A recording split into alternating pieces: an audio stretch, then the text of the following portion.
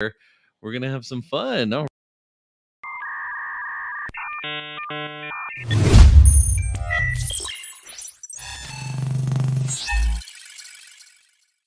Oh, you love it. What's up, nerds and nerdettes? This is Drew Lentz, the wireless nerd, and I got a couple people on the call today with me, and I'm gonna let Jesse and Tom, I'll let you guys introduce yourself and talk about it. But today we've got a fun roundtable discussion about something we got the privilege to go to this week. It was phenomenal. So go ahead, take it away, Tom. I'll start with you, man. Who are you? What do you do? Et cetera, et cetera. Tom, and I attend Ubiquiti events. Sometimes even talk about them on my YouTube channel. Go figure. Yeah, it's a lot of fun. No, I have a YouTube channel, Tom here from Lawrence Systems. Easy to find that. I talk about Ubiquiti and many other things on my channel, but it was cool because I got to hang out with everyone at the Ubiquiti event, get to meet some people in person for the first time, and so we're excited here to bring some of the insights and all those fun things talk about. So yeah, thanks for having me on. This is a lot of fun.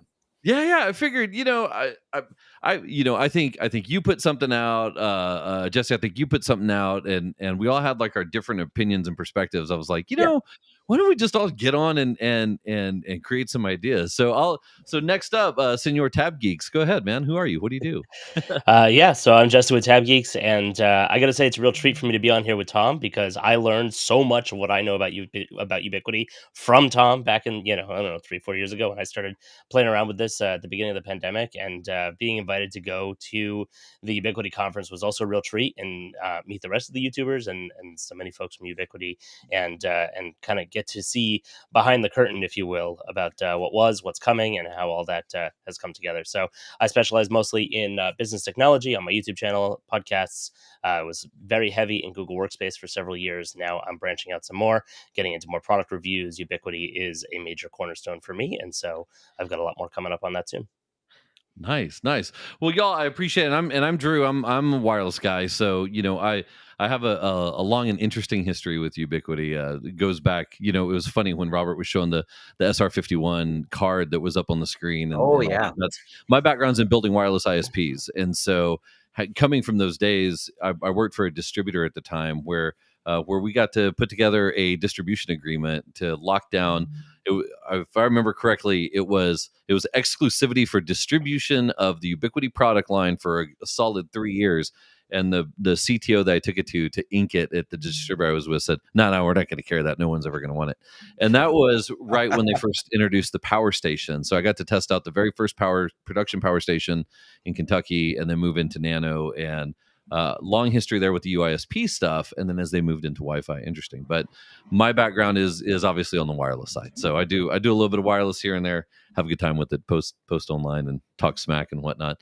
But I like that they started with the history of Ubiquiti because I think not enough people realize that old history they have. They have just years of wireless experience. They aren't new to the game. They've been doing it for a long time. They solved the problem at scale at an affordable price. They were really innovative from the beginning on that. This, shout out for that.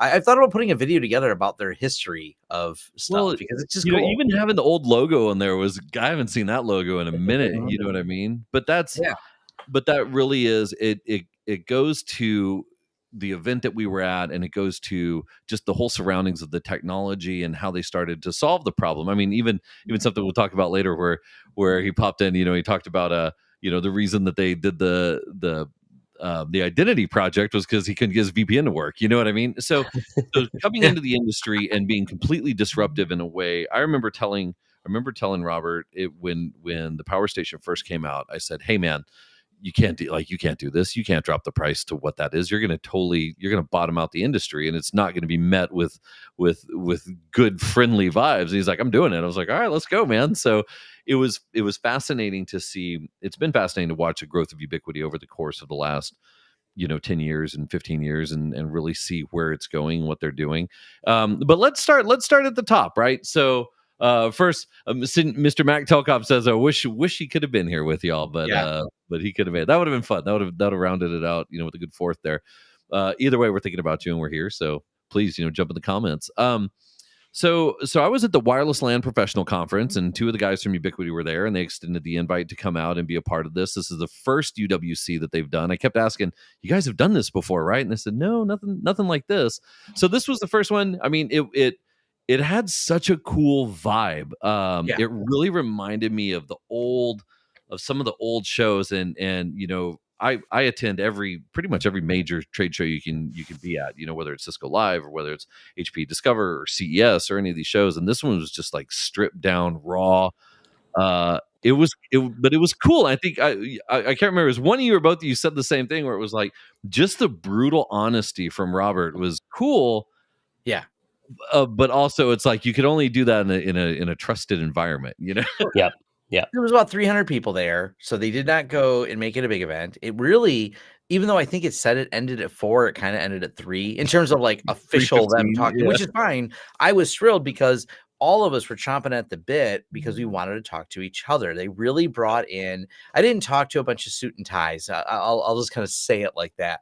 I didn't talk to people who didn't put their hands on the product and were looking for something. Like you might see it. You said some of the more corporate ones. These were the installers, the technicians. Some of them were MSP business owners, but they understood the product. They're like, yeah, this is how we solve a problem. This is how we do a solution. And obviously both of you are included in the installer, more technical people now. And I like that those people were there. I got to engage with them, and so did the UniFi people. Like it gives them a firsthand experience, not through the forums or wherever or some post on Reddit. It's like direct talking to someone who's used your product, who's happy about that they use your product.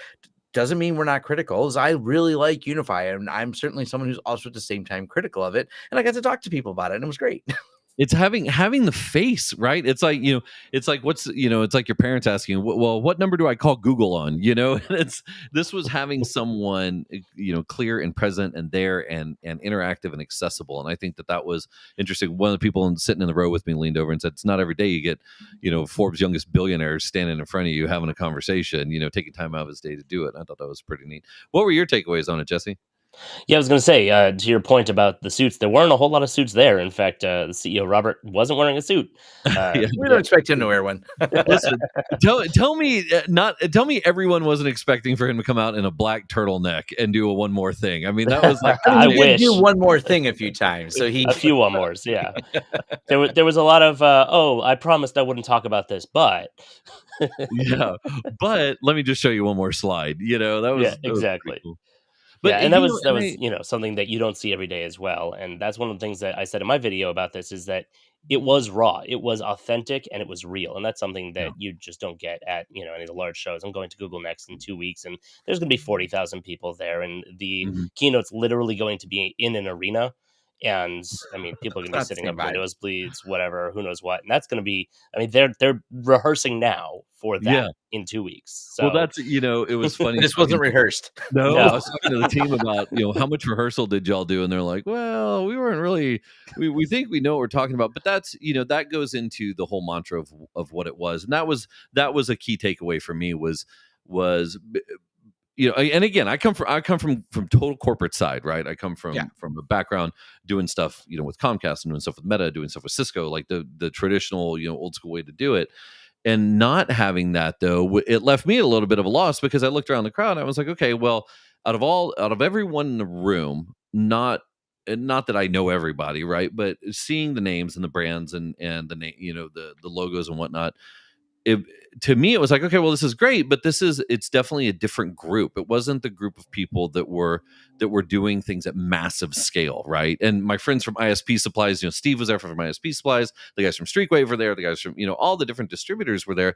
But again, those distributors, you're not talking about that upper tier. You're not talking about Ingram Micro. You're not talking about Tech Data. You're not talking about Worldwide Technologies and Presidio. You're talking like a level underneath that.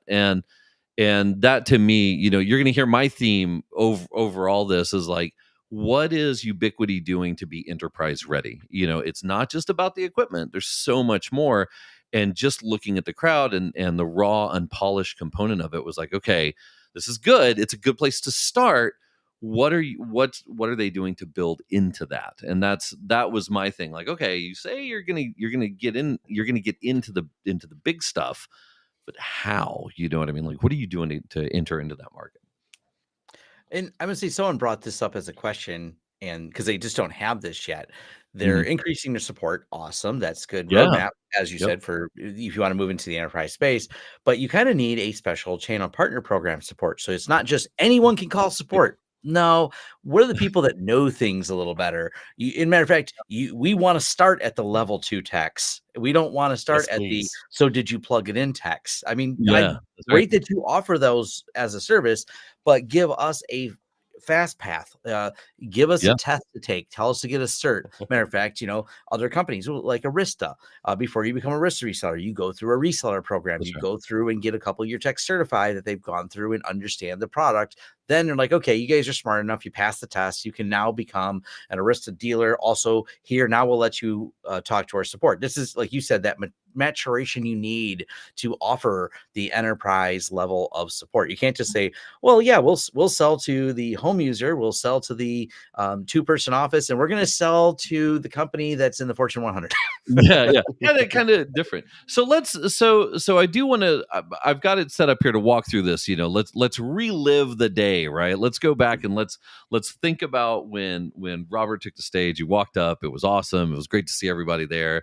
I'm 6'5", right? So seeing someone tall walk out and leaning over and talking on the microphones, and then when the Q&A guy popped out, he's like, "Where'd you get that mic?" I mean, that was the wireless mic. The awkwardness of that of a tall guy leaning down really far for a microphone to try to talk it made me really chuckle. I'm like, they said not to take pictures during his keynote, but I'm like, I want to take a picture, not to share anything other than how amusing this is. It must have been pretty uncomfortable by the end. Unintentional amusement. It made it very authentic. Like you said, did they rehearse? No, not really.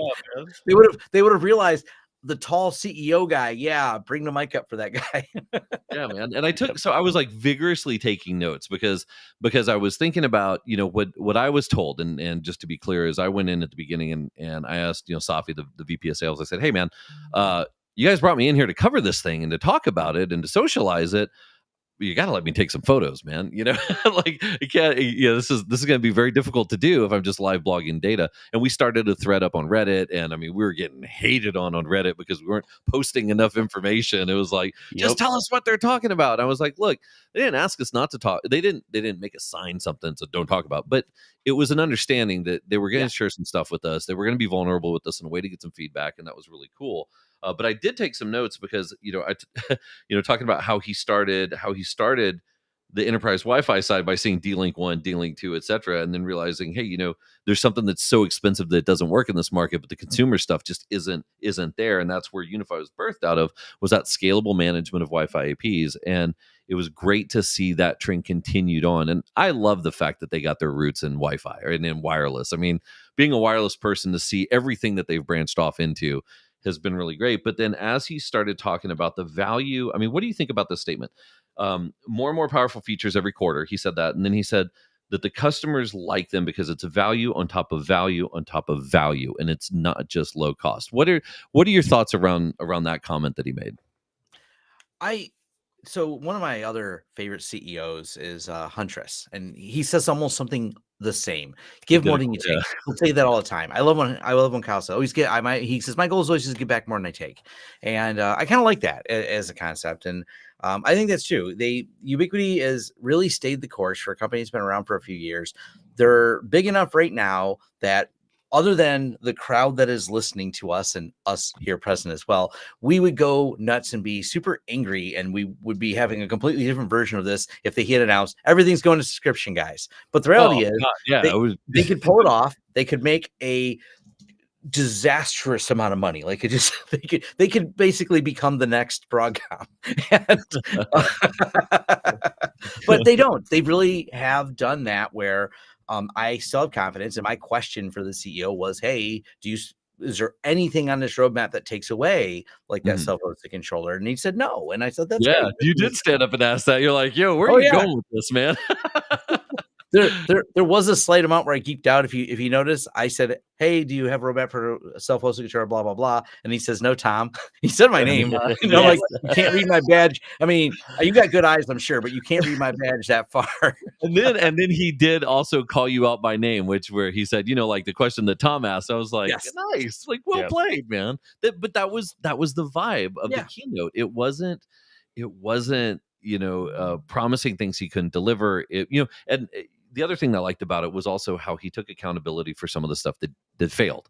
Where he's like, hey, that was not a good decision, or this caused what did he say? It took years off of his life. Like, really getting out there and saying, look, yeah, I messed up. That was a bad call. Or maybe what was it that he said that he said maybe he was like over eager about a product, but it was good to hear that, to hear him, coming to terms with that. Jesse, what about you? What do you think? I mean, value on top of value on top of value. I mean, he really, with the marketing that they've been doing, hammering home the licensing stuff, and then just reiterating that over and over and over. No license, no license, no license. It's a good story, Yeah, for sure. And I'll tell you, that's what brought me over to Ubiquiti in the first place is no license. I had, I don't know, dozens of sites on Meraki. And when the time started coming up for renewals and I started getting more into Ubiquiti as something that actually had over the years improved to the point where I was willing to dive into it and use it as an option for my clients, all of a sudden I realized for the cost of renewal, I could get all brand new hardware and never have to pay a renewal again. And, it's, I wouldn't at that time, and certainly not until very recently, have recommended most of the lineup for larger companies that are looking for high reliability and devices that don't fail or 24-hour turnaround, because they don't offer that. If something breaks, then something breaks. Now, what I've said in the past in my videos is that the products are affordable enough that I can have one or two of them on the shelf ready as a hot spare. That I saved all that money from licensing. I can just buy the extra and have it ready to go should I need it. And in the last couple of years, they've already been making a lot of progress in that area with the shadow mode that's coming up once they work out all the kinks in that as well. But there's also kind of a disconnect or a step up that happens when you move from medium-sized business to enterprise, right? They have dedicated teams that are experts in this stuff, and they're going to want to be hands-on. They're going to want to control every single piece of the chain in the hardware and in the software. And that's almost opposite to what they're doing on the midsize. And the reason why I love this so much is single pane of glass, the consumer style, design and management that makes it so easy for even those of us who do know how to do it on the advanced side. It's still so much nicer and easier. Just go click, click, and it's done.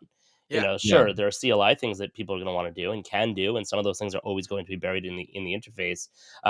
But as you get to enterprise, you need to be able to do a lot more things that is normal to enterprise. And that includes playing nicely with other systems. That includes tying into other platforms. That includes, being able to say that this device will not go down unless X, Y, and Z. And there have been, firmware issues that have just bricked products and cost companies lots and lots of money. Of course, that also happens with other companies. I was going to say that's not singular to anybody in the industry. I mean, exactly. And I'm going to say, but he addressed the reliability. Yeah. Well, one of the interesting things is this is a double-edged sword here. Certainly, we have all dealt with a bad Meraki update, but you won't find that on Reddit, barely, ever. Maybe someone complaining at our sysadmin, but there's not like the same level of transparency because of the public forums. We very much know what's problem with UniFi. One, because sometimes it's in the hands of consumers, but it's in the hands of more people. And because we can't just call and scream at our UniFi rep like you can a Meraki rep. Hey, why is it, because I'm paying you this much in licensing fees. And which is how the conversation always starts from Meraki. Like, it isn't working, and I pay you a lot of money for this to work properly, and it's not. So I think you see it. And people start saying, well, we don't see that in Meraki. I'm like, oh, it exists. Trust me. Oh yeah. Oh yeah, and for sure. And I think that it's definitely, there are multiple sides to the market, and what works for some doesn't work for other. I have a good friend of mine who attended the conference with me, came up, and he's a hotelier. He's a hotel property owner down here, and he's very hands-on, right? And he is absolutely hands-on. And whenever someone comes in and they install the Wi-Fi and everything, he immediately comes through and puts Ubiquiti in right behind it. And I'm like, well, that's great for you. That works for you because you're comfortable working with it and maintaining it and keeping spares in the closet and doing the things that you do with it. And as you mentioned, also as the team mentioned at at UWC, where they said, this is, you're talking about third generation or fourth generation APs, second generation gateways, third generation switching, where there were some problems. There were definitely some problems. But to go back on that licensing conversation, sometimes the licensing is something that people like. I mean, sometimes that's an option that they approve because of the support and because of everything that comes with that license. So I think what's good for one is, you can't really say that one is better than the other for everybody. I like both, right? I've got Meraki inside my house. I have Cisco inside my house. I've got Ubiquiti right behind me. I've got Aruba over here. I've got all kinds of weird stuff in my house. But I like where Ubiquiti is, and they've stuck to their guns, which is great. But in my mind, right, there's such a high level of technicality to be able to properly do the things, like all the network things. And then if you, especially starting to move into enterprise, there's going to be a much higher level of the things that you need to do. He mentioned some of those 3-letter acronyms, talking about routing, or 4-letter acronyms, talking about routing. That's great, but those aren't like you can't just be like, oh, I'm just going to learn BGP today. Oh, I'm just going to pick up OSPF. Well, and I think if they adopt, and maybe this is just where his head's at, and the open source mindset. And if you look at the open source mindset, it's like, here's a big pile of code for free. Yeah. Cool. But here's a subscription for support you can buy. Right. Ansible versus Ansible Tower. Ansible's free. Yes. Oh, you want the full Ansible Tower. You want that. You want some Red Hat Linux, man. Like, and that's a good one. Now, here's the switch. It'll work forever. It's not going to turn into a pumpkin at midnight when the subscription expires. But if you want to know, like you said, you don't learn BGP, you don't learn the nuances of how to set something up. You want some hand holding, you want some support. We got a subscription over here. That subscription won't go away. It's a support subscription. We'll replace the device on some, faster warranty for you, because you're a premium user who have using this. You're using one of these as a core switch, and you want that extra level of support when you find a quirk in it. Awesome. Yeah. Here's a subscription for those people. And I've seen people putting in the comments here, you're still making the people who go, hey, I get to use this in my home. Yes. Awesome. Or that's my home lab, where it's less critical and I'm willing to hammer around and poke at it till it works. Great. Yeah, and it says, so Alex on YouTube says, Robert's philosophy is to keep products cheap for the users. How do they do it with enterprise distributors who'll make them jack up the prices so they don't cannibalize the products they sell? This goes back to the partner program. And when they, when the question was asked about a partner program, they said, yeah, we hear you guys want one of those, but it's not something we're talking about. I was like, oh God, no, don't say like that. Well, there goes that, that was literally the quote. We've heard what you're saying, but it's not something we're talking about. And it was like, oh, okay, well, ouch. I think my tweet actually said ouch, because it's something that to get into that enterprise space, we talked about and we touched on it, right? And these are conversations we were having at the show, which was really cool, because we had Tom sitting at the table with us and we were discussing this with them. And that was such a good part of this, was having that accessibility to everyone. But we're talking about, and you nailed it.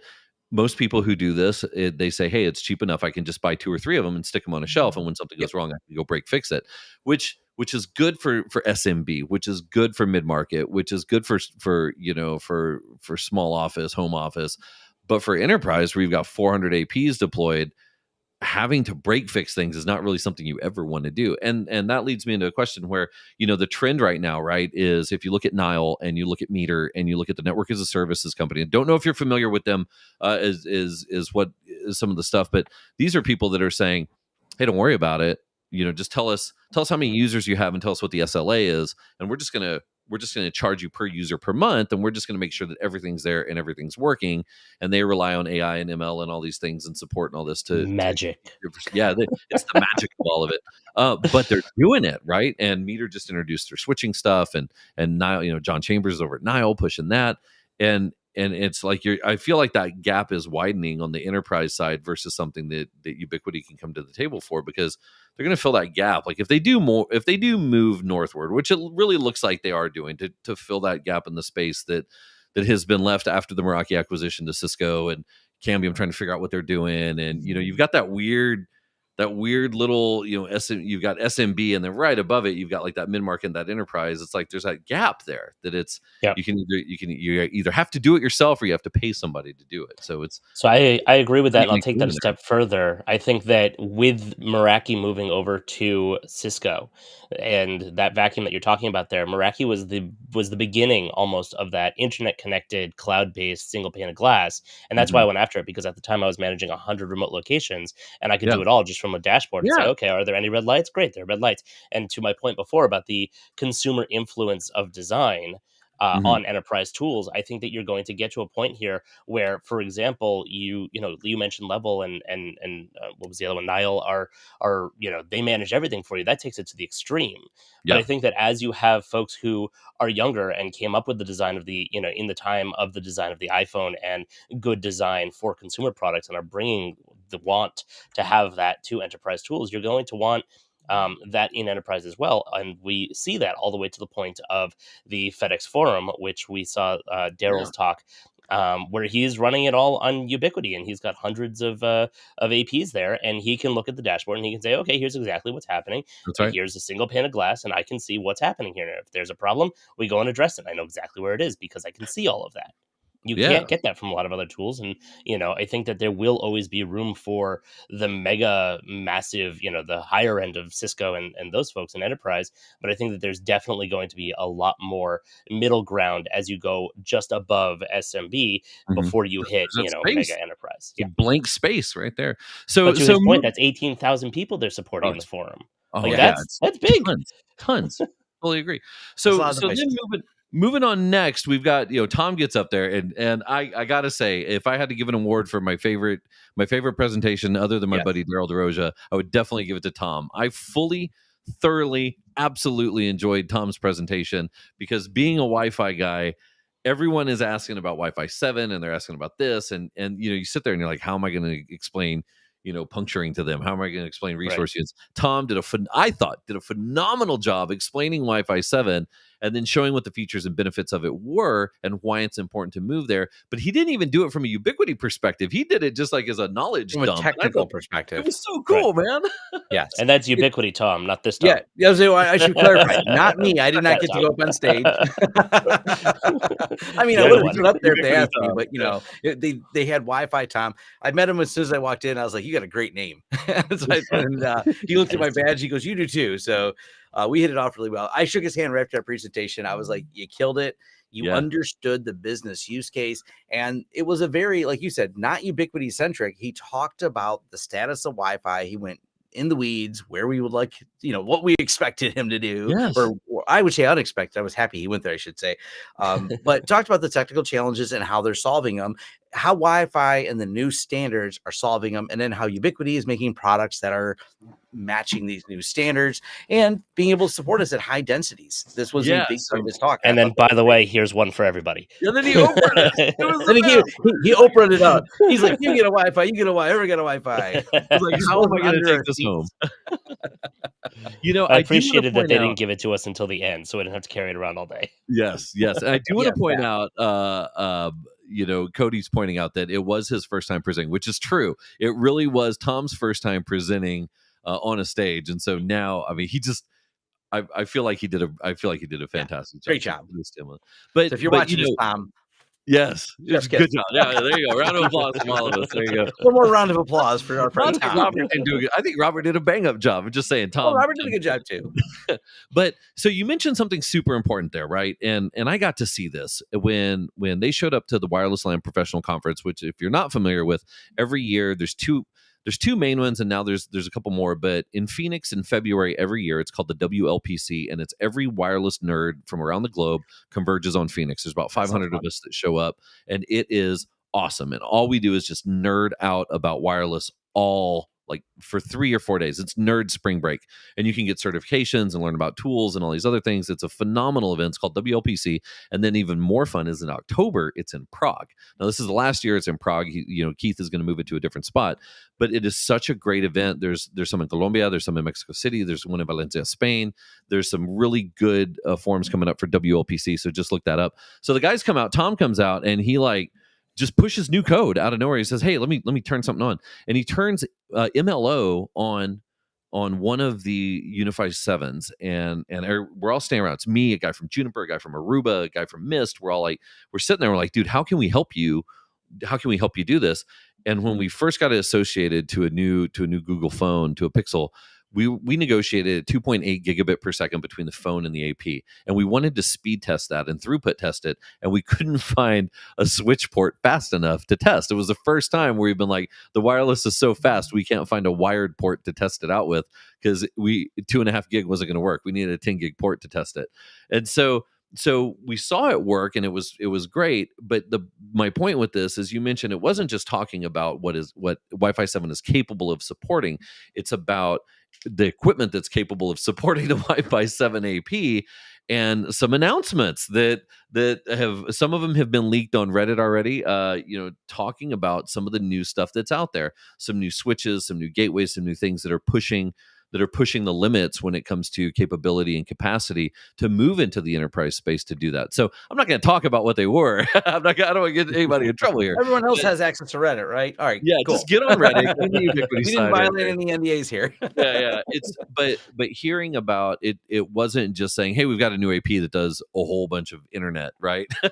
here's some infrastructure to support that. And I think the move into that infrastructure to support it is very, very strong.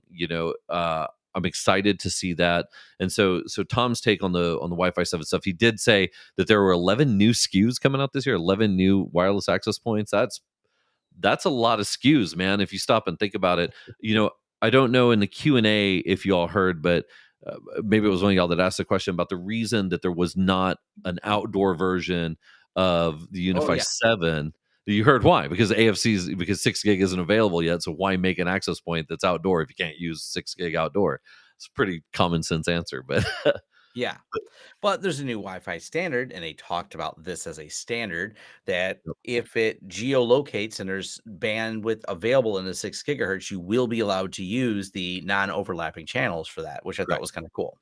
Yeah, and MLO is going to add. I mean, like I said, when we saw it live, it was dope. I mean, seeing it aggregate from 2.4, 5 gig, and 6 gig, 260 megahertz channels, 1 and 5 gig, 1 and 6 gig, and then a 20 megahertz channel in 2.4. And so the device is like, okay, well, I'm going to send mouse clicks and keystrokes up 2.4, but I'm going to pull them down combined on 5 and 6 gig to get that throughput. It was pretty awesome to see. And then AFC, he said that they're working with one AFC provider right now. For that frequency coordination. And the quick story on that is these APs, when you turn on 6 gig, you don't have to go frequency assign them. You say, hey, go out and find which frequencies are available, use those available frequencies to operate on, and it checks back with that service every day to make sure that it's operating on a non-overlapping channel with someone around you. Now, the key is that that's for the outdoor stuff, for the standard power. For any of the low power stuff, for the things indoor, you can still operate those on 6 gig at very low power without having to use that AFC. So there's ways, you still have to do some level of channel planning and some type of wireless design to make that work. But yeah, and something I want to note, because I'm glad they brought this up, and this helps both Ubiquiti and those of us that are installers going, got some news for you. If you have a client really insists on a 6 gig is even worse than 5 at going through walls. You got to put more in. Yeah, it's but I will say I did. Okay, so I do take issue with that a little bit, because if there's a great, if you're not familiar with the tool Ekahau and the tool Hamina, both have done case studies on 6 gig versus 5 gig. So if you look them up on LinkedIn, look them up, and they've taken the same corridor, the same hallway, the same hotel room, and they've modeled a 6 gig AP versus a 5 gig AP, and it's there's a little bit of difference, maybe not enough for another AP. And He was specific about that. Tom said, if you want that full capacity coverage, but just do take a look at the playing tools. And speaking of playing tools, I kept trying to get an update from him out of Wi-Fi Man and Wi-Fi Man Wizard to see if there was a new version coming, because people were asking about multi-floor capability. I mean, it's definitely something that's needed, but there was no solid answer there. I'm going to leave that one there.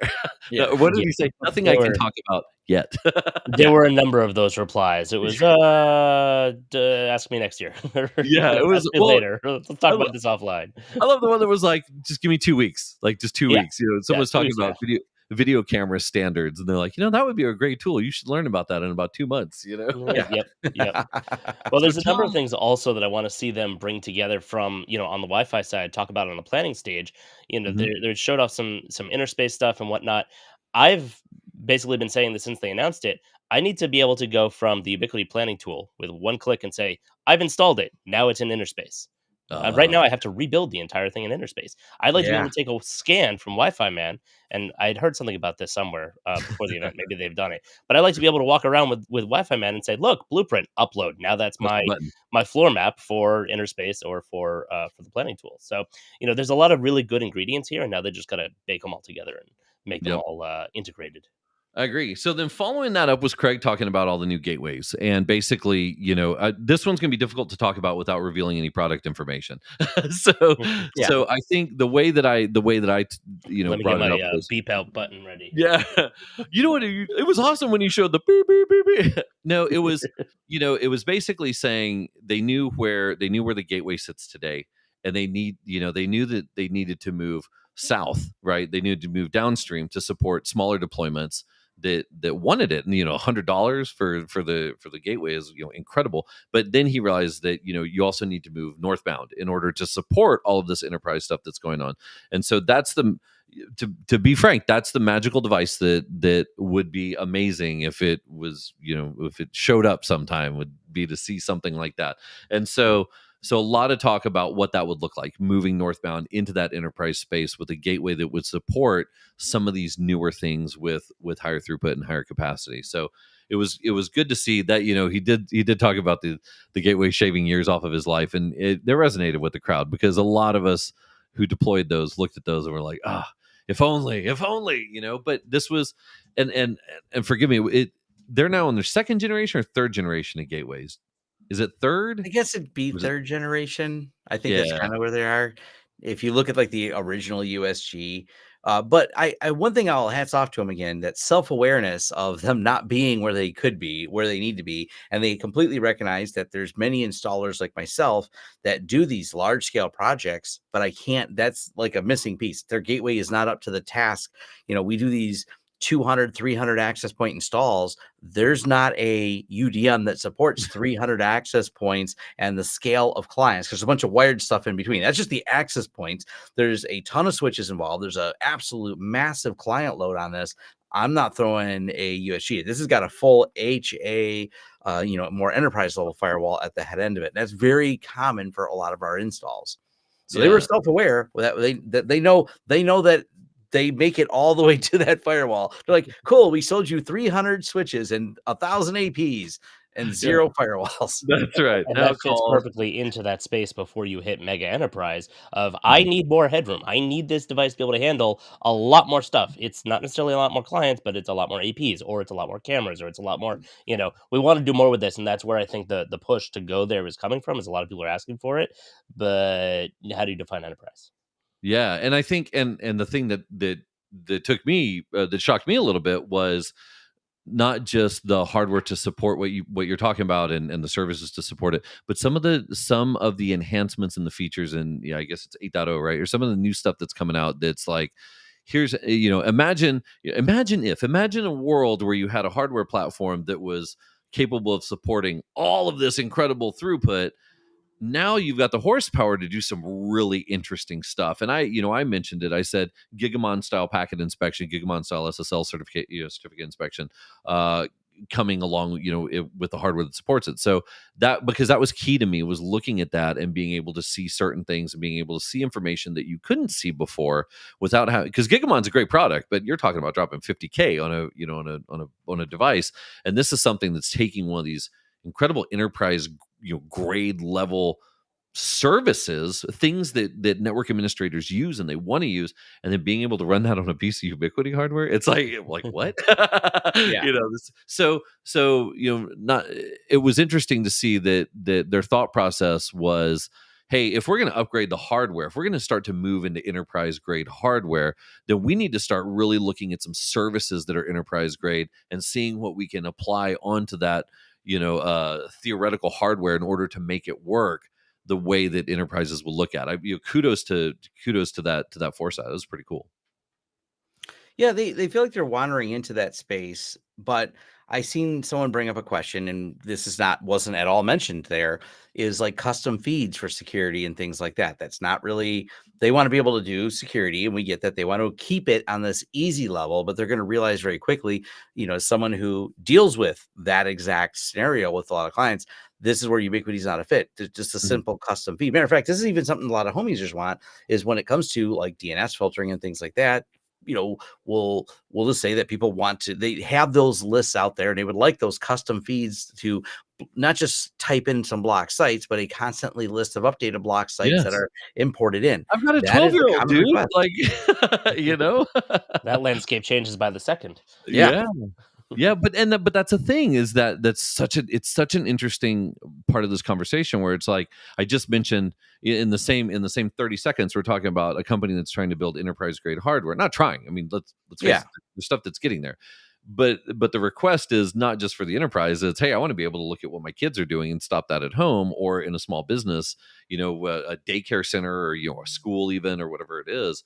That it's like, it's something that moves across both of those levels, but and then no license, right? That's the part, again, that's the part that is difficult to wrap your head around, is how are you producing so much stuff and there's not a recurring revenue model, and to me, how does that work with the enterprise, and it's been mentioned multiple times on the comments, right? Where it's, how do you make room for distributors? How do you make room for resellers? How do you make room for partners? How do you make room for MSPs? How do you make room in money, right?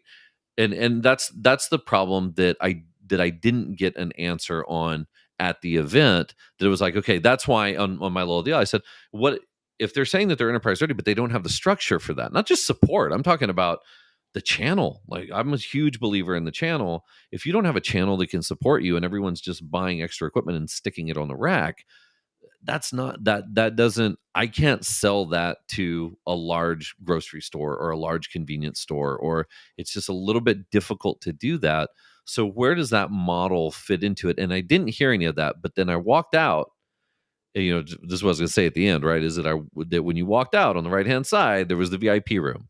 And in that room, I'm assuming there were much higher level discussions that were happening than what he was revealing on stage. So I don't know where that goes. But to move on to the next one, right? Daryl talking about FedEx Forum. Yeah, that was a great presentation he did. Hands down, wonderful. Yeah, it was filled with real relevant information.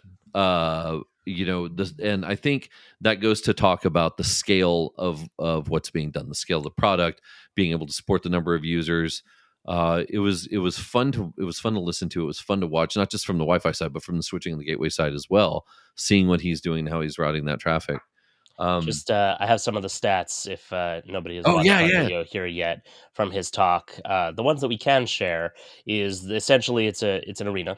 That's where the basketball team plays. Which, fun fact, CEO and founder of Ubiquiti, Robert, owns the basketball team. Which, shocking, they're using Ubiquiti there. Shocker that they're using Ubiquiti. Yes, it's a wonderful case study. It's like, I wonder what other unannounced and behind the scene things we haven't seen are there. I almost want to make a trip and just like it's actually like a big test bed. Exactly. Yeah, and by the way, Daryl is open to not maybe not taking going and looking at the gear, but if you ever find yourself in Memphis, I know he's such a kind guy. He threw his contact information up on the end of the slide there. But if you're ever in Memphis and you want to dig into that, I'm sure he would be happy if he's home to help you out with that.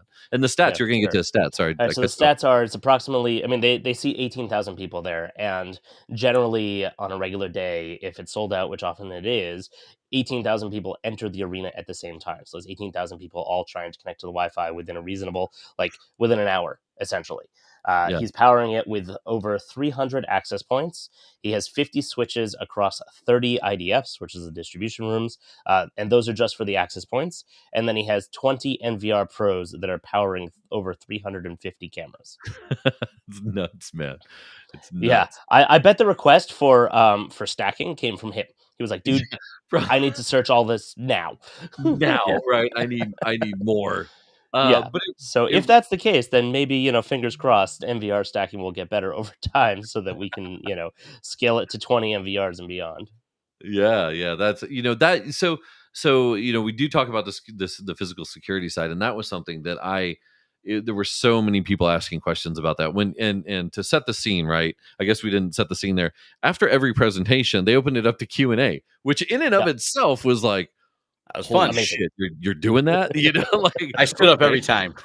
Yeah, I got questions. There were questions. I was leaning over to I was sitting right behind Craig and Tom and Will. And I was asking them questions, but I was like, hey, I don't want to ask this in front of everybody, but what about this? You know what I mean? So Tom got handled. He asked the question to the handler, and they were like, talk later.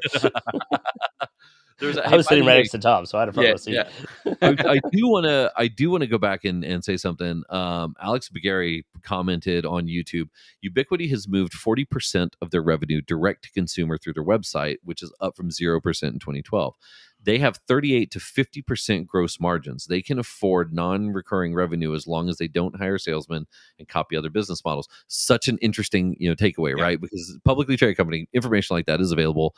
Where it's interesting to think that they do have that much margin wrapped up in it, so they could support something, but then it erodes components of that, right? So how much are they willing to do to get into that space? Well, you get both sides of that, right? Is if you actually put together a partner program, we're already selling it, but it's not like we're necessarily beholden to it.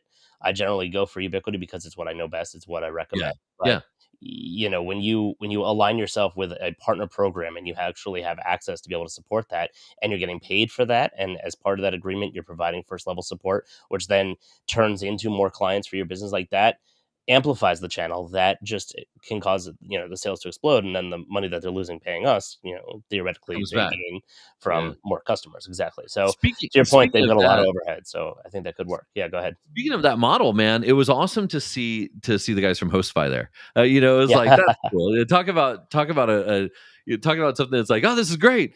Oh, you introduced support. Okay, well. They've already addressed this a couple of times. Is like when immediately because the support announcement wasn't new. It wasn't unique to this. It had happened a while back for anybody 2 weeks ago, wasn't paying attention.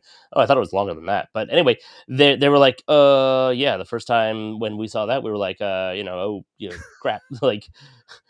We're screwed. And then they went and they looked at it, and it's like, well, look, they already have existing customers. They already have relationships with these folks. And it's a different level of, what's being offered there. They're a lot more hands-on. They're also offering hosting. Anyone who's hosting with them is going to get support through them. And to my point, to the Hostify team, and something that I mentioned in my video today, is that I am at a level where I need support, on the really hard stuff, once a quarter, a couple times a quarter, whatever it is. I want to buy hourly blocks. I don't want to pay for a single site $1,500 a year. Now, granted, that comes out to $125 a month. That's actually a really good price for somebody who needs ongoing support. But I have over 100 locations. I'm not paying $1,500 a location every single year because I need help on 2 or 3 of them throughout the year. So I can get that with other providers that are able to do this. So and that was addressed, right? They're not too worried.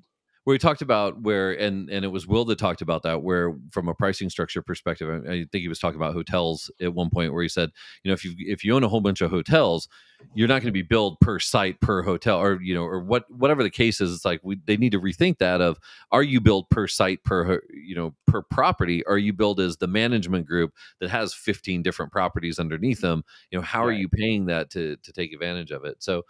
So Daryl talked about that, and then we moved into physical security, and this is one that Andre got up, did a really cool job. I thought it's such a great story. So I'm gonna ask just a blunt question, right? Because this is one that I heard a little bit of, and this is not an easy question by any means, and that's from a corporate strategy perspective, Ubiquiti has gone very wide, right? Lots of different things, and there were jokes about solar, there were jokes about PoE lighting. Let's go, bring it back. It was like there's all these things, and it's like, and that, but to be honest, that and this came up with identity, and it also came up with talk, because no one was mentioning talk, and it was like, and that was like, I think there are a lot of people who are like, hey, dude, that's a huge component. Yeah. We need to know. We need confidence on a roadmap for that. That's okay. So that is one of the big enterprise, quote unquote, thorns in the side. It's like, I'm going to make an investment. I'm going to put 400 sites on talk. I'm going to put 400 sites on PoE lighting, whatever it is.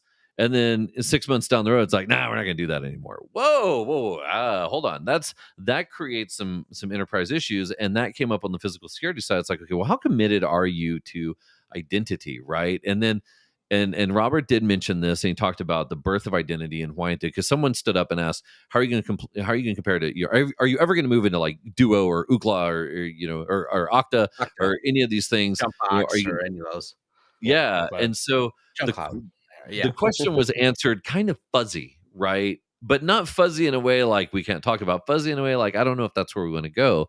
So as much as I like the physical security stuff and the identity stuff, honest question, is it worth making an investment in? Is it going to be around? And I feel like I'm not the only one asking that question, because it's not the core competency of the organization. It's like electric car chargers. Like, okay, I get it. It makes a weird sense. one too. Right. But it's like, should I make the investment? And again, I'm not knocking you.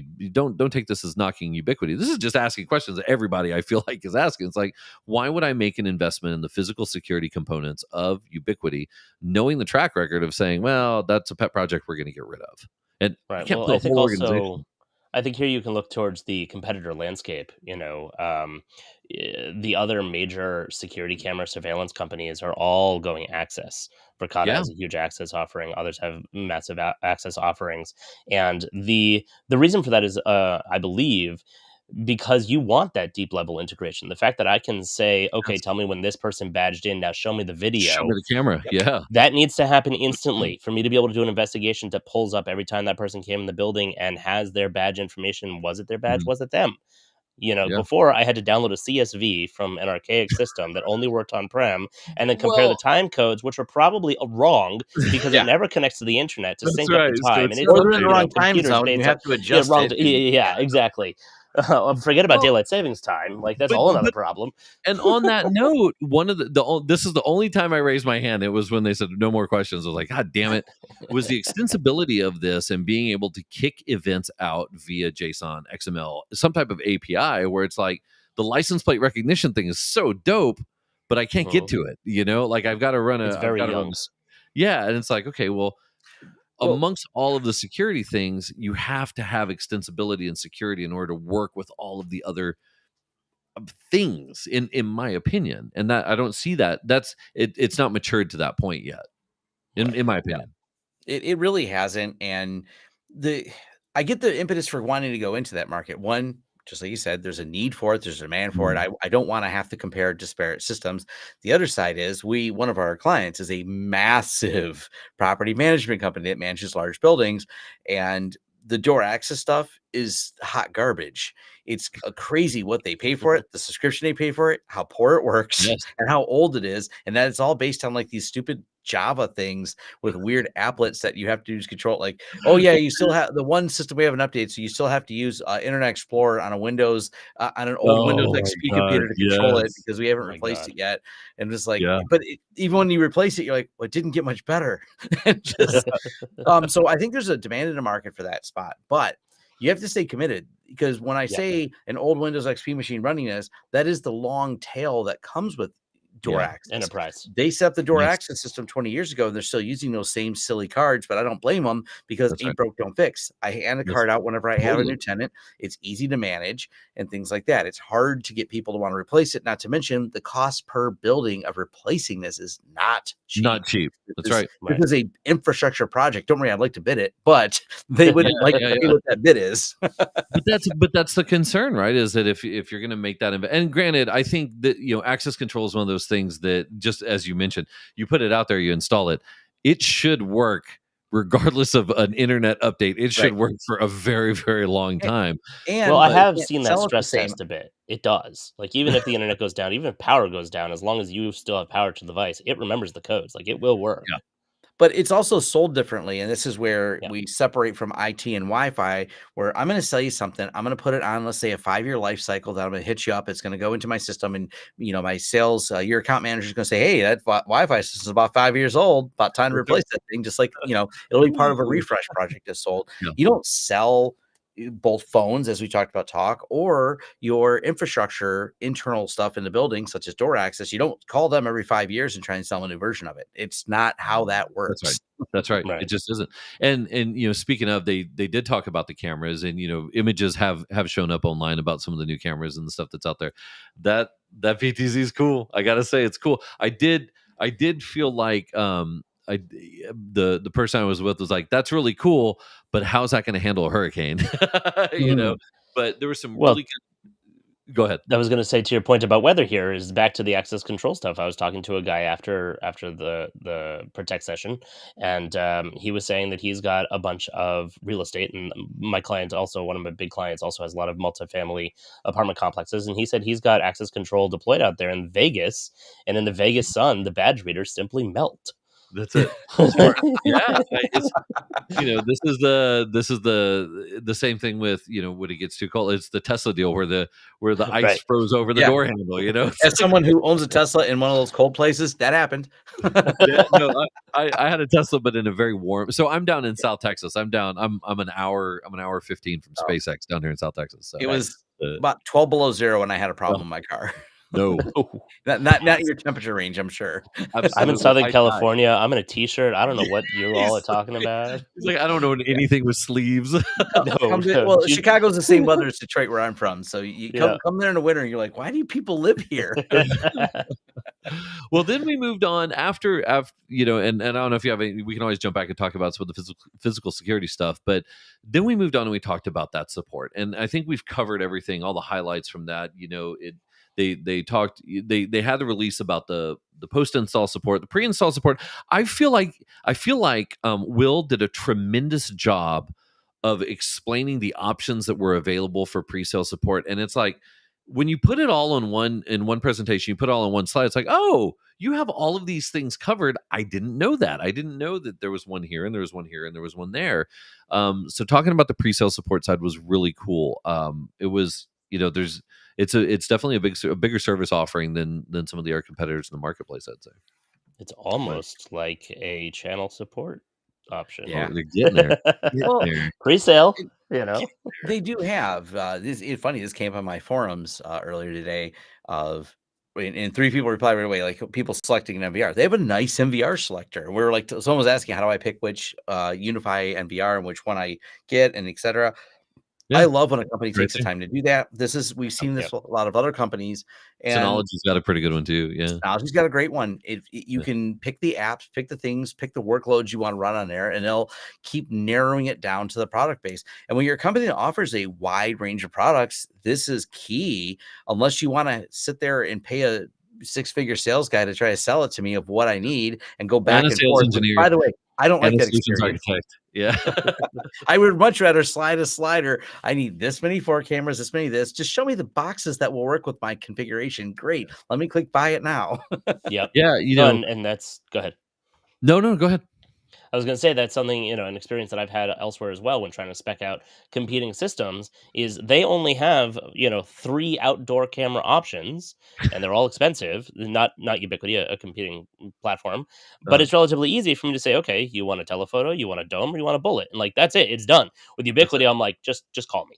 Call me, I'll help you figure it out. Yeah, we'll get to the bottom of it. Yeah, it's and then he moved into the post-sale support side, which I mean, again, I come from back in the day where the only person you could interface with was the forum. It was not a person, it was the forum. And there was nobody on there, and it was just other users, and it was, show me your scars, I'll show you mine conversation. And that was okay. But to move into what they're trying to move into, I think that they've made some of the right steps from a support side, but still there's no, I look back and again, this goes back to that partner conversation of, if you're not being trained, if you're not being certified, if you don't inherently understand everything about the product and you're relying on them to constantly be providing the support, that creates an issue when you have a multi-tiered structure for getting into an account, right? You can't just always call them.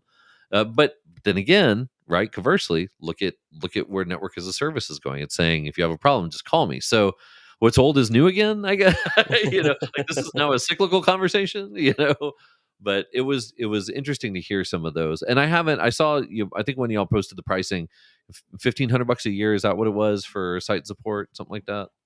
So I don't remember. It's on if you there. go into the dashboard, you can actually, let me just pull up one of my sites here. 1,500 per year per site, weekdays 9 a.m. to 5 p.m. Central, and a 3-year agreement is $3,800 per site for 3 years. And then it also changes if you have emergency escalations 24 hours Monday to Friday.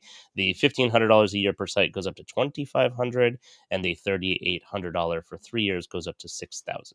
And then if you add on top of that, you can add the UI care on top of that to the different components to get expedited delivery and zero cost shipping, things like that. I think is what I saw in there. So yeah, and that's all. I mean, you just Google UI care and that all shows up, and then the site support. You just go to your UniFi dashboard and you click on the new little support icon that's on the right hand side the new little headset. Yeah. So that, all that being said, and just in the interest of time, we're hitting the top of the hour on here. It's, I think my key takeaway. Well, I'd love to hear what y'all's keys. I think I've already stated mine a couple times, but what were your key takeaways from this? And Tom, I'll start with you. I mean, what do you think? What's your big takeaway from the UWC 24? Give me that soundbite. my soundbite is really this, that I'm happy they're staying the course. They're not changing as a company in terms of they're maturing as a company, but not maturing in the way that they see all their competitors, if you will, do, like more license fees, more things that turn into a pumpkin at midnight when you don't pay. They've managed to avoid that, which is, man, that's a feather in the hat of Rob Pereira there. Because he's probably, guys, I'm positive, like there's a billionaires club where he hangs out with the other people, and they're like, dude, you know how much money you could be making with licensing fees? You're only worth, you know how many more commas would be in your name? You know where you'd be? Like there's someone telling them that, trust me. Because it's sure not even the more money matters. It's just a way. It's like a bragging thing for how many commas you can gather. It's not even like, what would you do with more money? Well, I don't know, but you could have more commas. You could have the most commas. Jesse, what about you, man? What's your soundbite for your key takeaway from this event? So I'll second that and say that it feels like Ubiquiti has really hit their stride. They had kind of phase one of the company was a lot of the early stuff and the 5-pack Wi-Fi's that they talked about before. And that was difficult, but used by a lot of people because it was something new, it was affordable, it was great. Then they had a whole bunch of new products, which were the start of phase two, or even most of phase two, which got capped by COVID. And you had this massive problem of supply chain. I simply couldn't get stuff. When it came into the store, for clients who could afford it, I was buying inventory. I was like, you don't need it now, but when you do, you're not going to be able to get it, so buy it now. That was really bad for Ubiquiti and for the industry as a whole. I mean, Meraki was a year out on some Cisco stuff. It was terrible. It wasn't just Ubiquiti. It was but Ubiquiti in general, because they don't have the ongoing stuff. They need to keep selling to be able to maintain this. And it feels now that, I mean, I stopped doing that practice. Now, if I want to buy something, customer needs something, great, go to the website and buy it. There are still a few things here and there, especially the new products that are out of stock. But to your point, like, they figured out what works. They're doubling down on what works. They're expanding to fill the gap on both ends of the spectrum, which just means more options for us. And it really feels like this is the third phase, 3.0, if you will, of the company. And it's only going to continue growing from here. The question is if they can manage to control their ever expanding and wanting to go in lots of different directions and keep the focus to the massive amount of things they already do now, and finish integrating everything so that it's amazing, and then add new product lines. And please, if you're listening, bring back PoE lighting. I think that's the future of infrastructure and lighting. It's so easy. Wi-Fi, they need lighting. Yeah, and to be able to schedule all that through the network, through an app on my phone, I do all that in my house already. Let's bring that to enterprise. Come on. And I love Goal 148 or Goat 148 here. Yeah, trace commas. Three comma club, man. Yep, I love it. Well, I'll stick to mine. I think my question is they're moving in the direction to get the hardware to a place where it can be considered enterprise ready, and for a lot of people that have used it, people will say that it is enterprise ready. It's a lot of the enterprise that says it's not enterprise ready. More important, it's a lot of the competition that's saying it's not enterprise ready, when clearly there's places where it's installed, like what Daryl's done, with the Grizzlies, where it's shown that it can handle it. I still think, my question is the organization ready to be enterprise ready? And I that's my question, because they did not address that at the event, at least to us, in a way that I felt like gave me confidence to say, yeah, I can take 9,800 locations and put them all on this and not have to worry about it. So, and I'm not saying that they're not. I'm just saying that I didn't hear it. Right? I didn't hear something that made me go, okay, that's the signal that they're moving in that direction. I honestly wasn't expecting them to make the announcements for some of the enterprise grade stuff that they did. And so I was genuinely surprised and thought, okay, this is a step. Like you said, I like that. This is version 3, right? Version 1 was the UISP stuff. Version 2 was getting in there and getting into SMB and doing a pretty bang up job with it. And then this is round 3. Where are they going with it? I think that there are a lot of things that they need to do in order to get there, and I think that they can do it. I just think it's going to take a little bit of restructuring from an organizational perspective, and that corporate ADD is just bad news. Like it really it's tough to do that, and I would imagine that it's tough for the people who I have done business with to say, yeah, I'm gonna go in that direction when the company says, hey, I need to focus a little bit more. So I think they're starting to trim that in. Maybe those side projects get a little fewer and far between. Like the beta site comes back and just throw it all in, just make a Ubiquiti sandbox, and just put all the fun projects in there. Don't release them and then be like, we're gonna jump on this train and then just kidding. I think that do the sandbox and send them to me. So send them to me too. Send me all that stuff. But I think my biggest takeaway was, they are going to make a move, and the signal for me was when they started dumping money in marketing. As soon as they started putting money in those commercials and into marketing, and I understand that there's a season 2 coming up of the commercials, so get ready to laugh. But moving into that, I think that it's showing signal that they are going to start to move into that enterprise space. I just want to see what the corporate component of that looks like, because the products that we saw, I think everybody walked away impressed. I really do. It's if they deliver them. I mean, I've been sold a bill of goods before by salespeople. Restructuring only occurs during a bankruptcy or a buyout. Well, so, I mean, there was no mention of bankruptcy or buyout. Yeah, and I'd like to point out this event was free. Like, they paid for all of that. We didn't buy tickets for this. So yeah, you couldn't. It was a ticket that money couldn't buy. Yeah, and it was at the Ritz. Yeah, it was, and let's talk about that food. Yeah. I mean, the food was great. Man, did you have any of that? The soup, the tomato soup, but instead of croutons, it was little grilled cheese sandwich squares. I mean, come on, that was pretty dope. Interesting. They did the food well, so I was not unhappy with the food. Well, I don't know. I don't know that any of us are going to be hitting April. Looks like they've got a number of cities lined up for UWC coming up in April. It's all outside the U.S. though, right? They're all outside the U.S. Yeah. Not on my to-do list. Let's see if I can. I mean, if they want to send me, I'll go to Brazil. I'm not sure they're going to send me.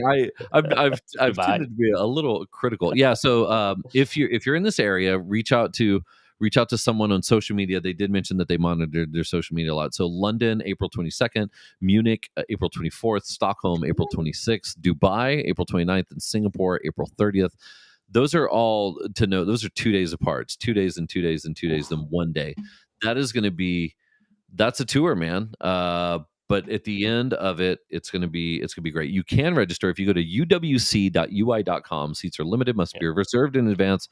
Limit of 3 per company. Lunch will be provided. Jump on the website. That's where you can register.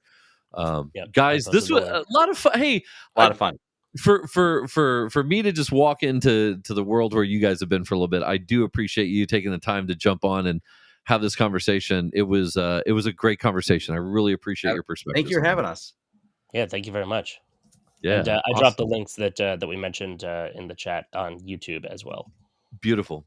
Okay, well, I'm going to take this. I'm going to publish this out on my podcast channel, so it'll be available. My podcast is Waves with Wireless Nerd, wirelessnerd.net. You can, if you have any questions about wireless stuff, feel free to reach out. Find me on LinkedIn. Feel free to hit me up. But that's where you can find me. How about you guys? What tag your social medias real quick? What are your handles? Go ahead. Yeah, so I dropped mine in the chat as well. I'm at TabGeeks on Twitter, but I use Mr. J Nolan more on Twitter. I'm on LinkedIn. I'm on pretty much everything, and on YouTube, I'm TabGeeks. And I think that's pretty much everywhere. Yeah, and everything for me is at lawrencesystems.com. You go there, you'll find links to all my socials and forums and all the places you can find me. Awesome. Well, y'all, I really appreciate this. I'm gonna go grab some dinner. This was kind of fun. I mean, we're all across. The links are not showing. Links won't show for. I was gonna say I don't think. Yeah, I'm just a contributor. You gotta actually. Sorry about that. But we're not hard people to find. Tab Geeks is easy. You'll find them. Yeah. Literally my username in the chat. So right. Well, this was awesome, y'all. Appreciate the time. For anyone listening, please feel free to reach out. This was a lot of fun. I look forward to seeing you all. When and if they do this again, I look forward to seeing y'all there. If not, we'll keep up with each other online. So for now, thanks for listening. Have a wonderful evening. We'll talk to y'all soon. Thank you. Bye, y'all.